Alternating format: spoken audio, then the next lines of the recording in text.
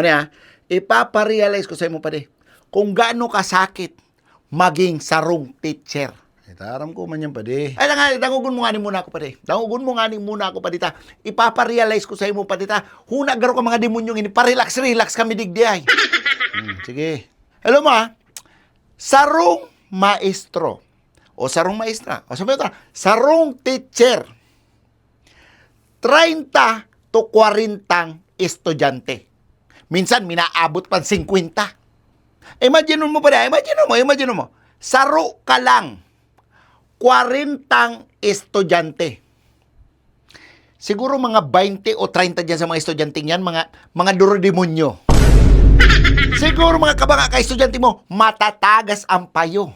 Madudunong na maray. Di puta kang panahon siguro sa 40 estudyante kang panahon, siguro may mga 2 o 3 pasaway, may 5 mariribok, may saro man dyan na duro-demonyo talaga. Di mo tangon yan, kabanga kang estudyante. Piling ko ani ba ang eskwelahan garo, bako na yan para makaanood ang mga akyay. Oh, piling ko kaming mga maestro, bako na ang anggol miss magtukdo sa mga estudyante. Piling ko yaong kami digding mga teacher para magsalo na lang kang stress kang mga magurang. Magsalo kang kulog kang payo kang mga magurang. Kaya pinapadarayan mga akin na sa eskwelahan.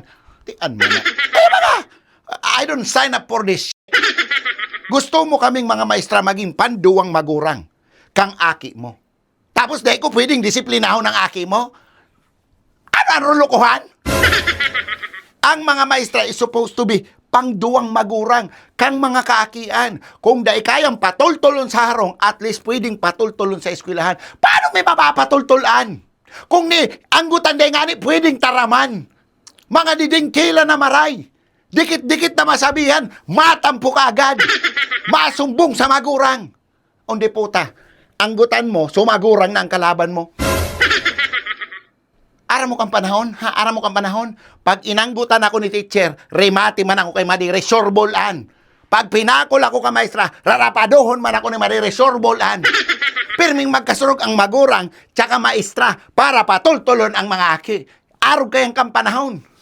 Di po tangon yan one-sided na. Kalabang kang magurang, tsaka aki, ang maestra.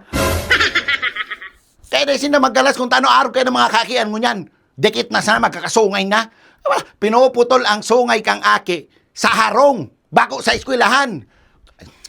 Ang sabi kaya dumampade, ugwaman, dahi gabos ha, ugwaman, ning mga teacher na tinutok doon ng mga kabulastugan ang saindang mga estudyante. Aram ko! And shout out sa mga maestro and maestra dyan na nagtutok doon ng mga kabulastugan sa mga estudyante ninda. Iyo, masupog, bantabi ka mo. Ha? Nakakadamay sa mga toltol na maestra tsaka maestro. O iling nga, daramay na gabos. Oh, mga daing sopog ka mo, tiniwalaan ka mo kang magurang, ka mga aki ininday, tiniwala sa indo, para tukdoan indo, dahil indo tukdoan ng kabulastogan. Pati mga toltol na maestra tsaka mga maestro na nagtatrabaho lang, ginigibo ang trabaho ninda para makaano ng mga aki, nadadamay pa dahil sa indo. Kung may kulog-buot ka mo sa gobyerno, dahil nindo, pagtukdoan ng mga aki, ng mga kapatalan nindo, ay ano, Jesus Maria Jose. Bayain naan pa di. Bata nag-teacher ka. Ginusto mo bagaan. Ginusto na ano? Ha? Na hanggang ngunyan? Arog manggirari ka na sistema? Kang mga guro sa Pilipinas? Muli ni ina niya. Dapat nga ni kayan ang maestro tsaka maestra ang may pinakadakulang sahod sa gabos na profesyon. Ano man? Tano man? Ha? Tano man? Sa inali ang doktor? Ha? Tano makakadoktor yan kung may maestra? Sa inali ang engineer? Ha? Tano magiging engineer yan kung may maestra? Sa inali ang mga profesyon na yan. Sa maestra gabos nag-agi yan. Naging maray na tao yan, tatinukdo ang kani. Nakanood dyan sa mat, tatinukdo ang kani. Nakanood dyan mag-uro English, tatinukdo ni teacher. Tsaka ara mo, ha? Dapat ang pinupukusan kang gobyerno, tinatawaning pansin ang mga eskwelahan, especially ang mga public school. Tabako, manggabos, may pang-private school. Dapat nga ni kan mga public school na yan, mga naka-aircon ang classroom kayan.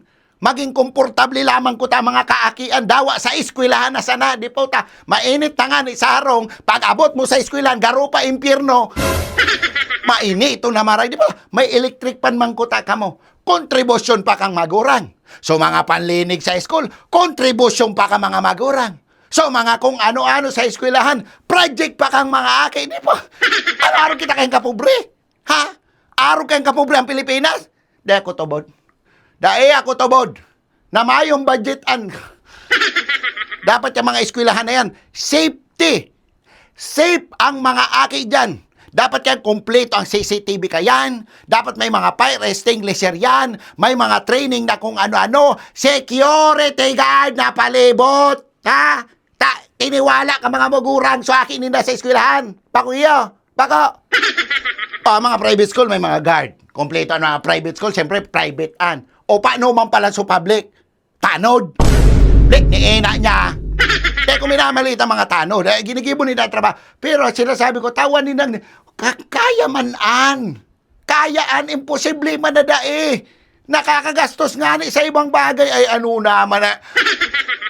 Tsaka man tabi, kung may makadangog man dyan na may kuro kapangyarihan o may anuman sa gobyerno, baka lamang po gusto ninyong durodagdagan ang mga classroom, especially sa public school. Jesus Maria Josep, 40, 50 estudyante sa sarong classroom, nagsosorok-sokan sa sarong maestra, tapos nag-i-expect ka mo ng higher quality ng education. Aram ko kaya man-an. Kaya man dagdagan ang mga classroom na antaara man ino kadakol-dakol na estudyante na pobre na mayo man pang private school. Baka naman. Bako, para both win-win. Then nasasakitan sa mga estudyante, taday sinda surok-sokan, and then nasasakitan sa mga maestra, nakadakol-dakol nindang tinutok doan. Baka lang naman. Diba? Hanggang ngunyan kadaklan sa mga public school. Kulang sa pasilidad. Kulang sa mga kabagamitan. Huring maray. Ang pinaka-worst pa dyan, pati maestro tsaka maestra, nag-aabuno pa. Ay, sauce!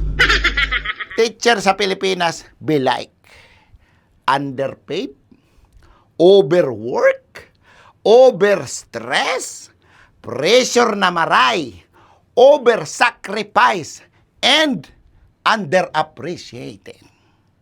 Tapos babadilong ka pa. Aray ko po. Tapos, ini yung mahal tang gobyerno na nagkulang na ngani, imbes na tabangan, sisisihong pa ka mo. Ongon yan, hahaputon ta ka. Isay baya talaga ang may problema. Kaming mga teacher, mga magurang, or so mga aki, mga estudyante, or so sa tuyang mahal na gobyerno. Sailing mo.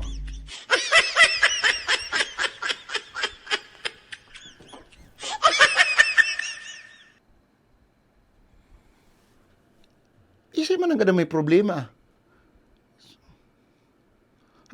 Tabako kumang problema, di po tako, nalugod sa may problema ngunyan.